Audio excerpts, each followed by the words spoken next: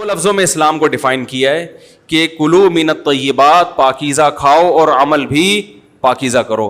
تو جو اصل بات میں یہ محرم ہی کے حوالے سے یہ آیت کا میں نے انتخاب کیا تھا کہ جب آپ پاکیزہ کام کریں گے اور پاکیزہ کھائیں گے تو اس سے آپ لوگوں کو اچھے لگیں گے اور لوگوں کا دل چاہے گا کہ آپ جیسے بن جائیں. سمجھ میں آ رہی بات؟ ایک مثال دیتا ہوں. دیکھو کوئی بھنگی ہو جو بیچارہ ہر وقت گندگی میں رہتا ہو, اسے آپ سمجھائیں کہ یار اچھی زندگی گزارو, صاف ستھرے ہو جاؤ.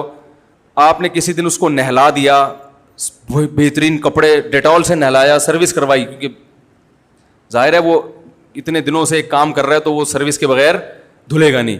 سروس کروائی آپ نے اس کی, خوب نہلا دھلا کے اس پہ اسپرے چھڑک دیا آپ نے, اور 3 دن تک کنٹینیو یہی کام کیا, تو آپ مجھے بتاؤ اس کو برا فیل ہوگا یا اچھا فیل ہوگا؟ کہے گا یار بڑا مزہ آیا. اس کے دل میں اپنے کام سے نفرت پیدا ہونا شروع ہو جائے گی. تو اچھی چیز میں, اچھی طہارت میں, پاکی میں اللہ نے اٹریکشن رکھی ہے. جیسے صاف ستھرا آدمی اچھا لگتا ہے, گندا اچھا لگتا ہے؟ صاف ستھرا اچھا لگتا ہے. تو صاف ستھرے اعمال والا بھی انسان کو اچھا لگتا ہے. تو اللہ تعالیٰ نے اسلام کو جو ڈیفائن کیا 2 لفظوں میں, اچھا کھاؤ اور عمل اچھا کرو. کیا مطلب؟ ایسا کام کرو کہ غیر مسلم تمہاری طرف مائل ہوں کہ یار یہ بڑے اچھے ہیں. تو کوئی ایسی رسم اسلام میں جس کو دیکھ کر وحشت ہوتی ہو, اس کا مطلب ہے وہ اسلام, بولو بھائی, نہیں ہے. کوئی بھی آپ ایسا عمل کر رہے ہیں, لیبل اسلام کا لگا رہے ہیں, مگر اسے دیکھ کر غیر مسلم کو گھنٹوں گھنٹوں سمجھانا پڑتا ہے یہ کیوں ہو رہا ہے, اس کا مطلب ہے کہ یہ اسلام, بولو نا بھائی, نہیں ہے. تو آپ مجھے بتاؤ محرم میں جو کچھ ہو رہا ہے, کیا یہ غیر مسلم کو اسلام کی طرف مائل کرے گا؟ یہ عمل ہے بھائی؟ یعنی کوئی غیر مسلم اسے دیکھ کے مسلمان ہوگا کہ یار ماشاءاللہ بڑا زبردست اسلام ہے؟ افسوس ہمیں اس پر ہے کہ دیکھو جن کا مسلک ہے, جن کا فقہ ہے, وہ جو کچھ کر رہے ہیں انہیں کرنے دو. اپنے بارے میں یہ فیصلہ کرو کہ ہم سنی ہیں یا شیعہ ہیں. فرقے شروع سے چلے آ رہے ہیں نا, شیعہ اور سنی, ختم کرنا تو ممکن نہیں ہے. تو حضرت عیسیٰ علیہ السلام جب نازل ہوں گے تو تلوار کی زور سے تمام فرقوں کو ختم کر دیں گے. تو جو کام عیسیٰ علیہ السلام کا ہے وہ خود کرنے کی کوشش نہ کرو, جو حضرت مہدی کا کام ہے وہ خود کرنے کی کوشش نہ کرو. ہم کسی فرقے کو ختم نہیں کر سکتے, لیکن ہم اپنے آپ کو ڈیفائن کر سکتے ہیں. ہم یہ بتا سکتے ہیں کہ ہماری رائے میں صحیح کیا ہے. تو میرے بھائی, نبی صلی اللہ علیہ وسلم نے فرمایا 73 فرقوں میں سے ایک جنتی ہے.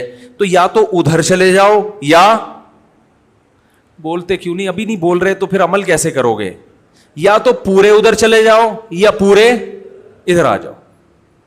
مجھے خدا کی قسم اس پر کوئی اشکال نہیں ہوتا کہ شیعہ لوگ ماتم کیوں کر رہے ہیں, شیعہ لوگ یہ سب کچھ کیوں کر رہے ہیں, وہ جو ہے وہ مرثیے کیوں پڑھ رہے ہیں. مجھے اس پر اشکال نہیں ہوتا. ان کے دلائل ہوں گے ان کے پاس, ان کے علماء ان کو بتاتے ہیں. وہ کب کہتے ہیں کہ ہم سنی ہیں, وہ کب کہتے ہیں کہ ہم صحابہ کو حجت سمجھتے ہیں؟ ایک چیز کا انہوں نے دعویٰ ہی نہیں کیا, تو ہم ان پر وہ کیوں تھوپیں ان کے سر پہ. لیکن میں آپ کی بات کر رہا ہوں, میں ان لوگوں کی بات کر رہا ہوں جو اپنے آپ کو سنی کہتے ہیں. تو بھائی پھر سنی ہو تو جو اہل سنت والجماعت کے جو چاروں مکاتب فکر ہیں, حنفی, مالکی, شافعی, حنبلی, اہل سنت کے ہیں نا, ان کی کتابوں میں کہیں بھی اس طرح کی کوئی چیز, بولو بھائی, نہیں ہے. ماتم کرنا اہل سنت کے ہاں جائز نہیں ہے. نبی صلی اللہ علیہ وسلم نے میت پر چیخو پکار کرنے کو حرام قرار دیا ہے.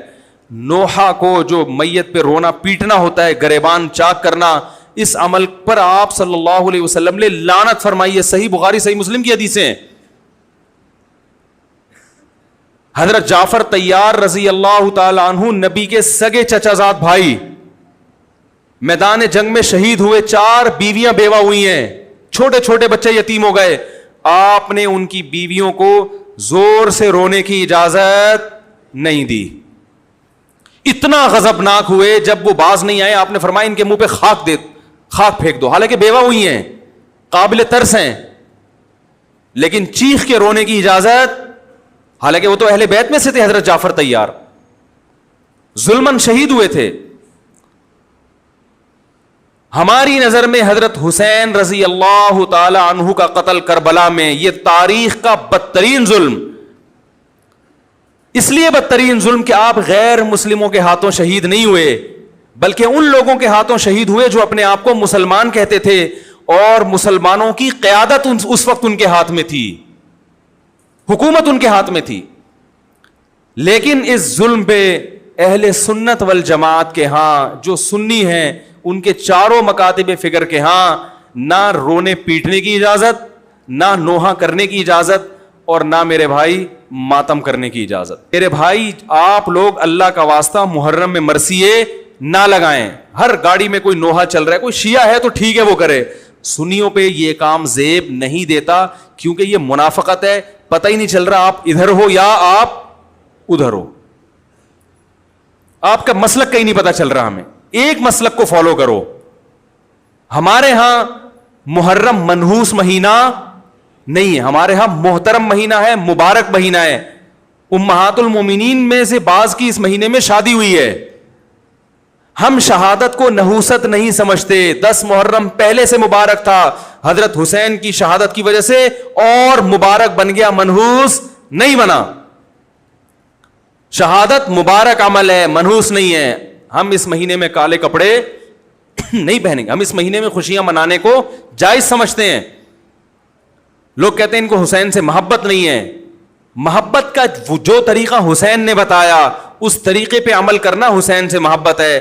جو طریقہ حسین سے ثابت نہیں ہے اس طریقے پہ محرم کو منانا یہ محبت کا طریقہ ہماری رائے میں نہیں ہے.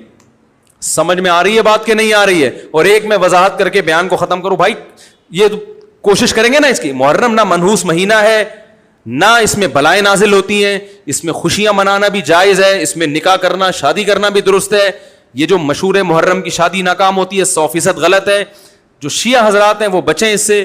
ہمارے ہاں یہ بالکل اس کی اجازت ہے, آپ محرم میں نکاح بھی کریں, محرم میں آپ اپنے بچوں کا عقیقہ بھی کریں, آپ اس جو ہے جو بھی خوشیاں ہیں آپ اس کی کریں, تاکہ اسلام کا جو رخ ہے نا, اسلام میں کوئی مہینہ منحوس نہیں ہے, تاکہ غیر مسلموں کے سامنے کم از کم ہماری طرف سے جو اسلام پیش ہو وہ یہ والا ہو, ان کی طرف سے وہ والا ہو.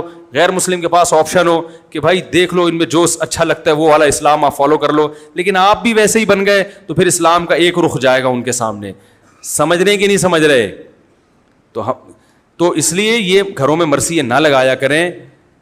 میتوں پہ نوحہ کرنا, غم منانا ہماری شریعت میں پسندیدہ. 3 دن تک تعزیت ہے بس, اس کے بعد نہیں. اور عورت کے لیے شوہر کے مرنے پر 4 مہینے 10 دن عدت ہے.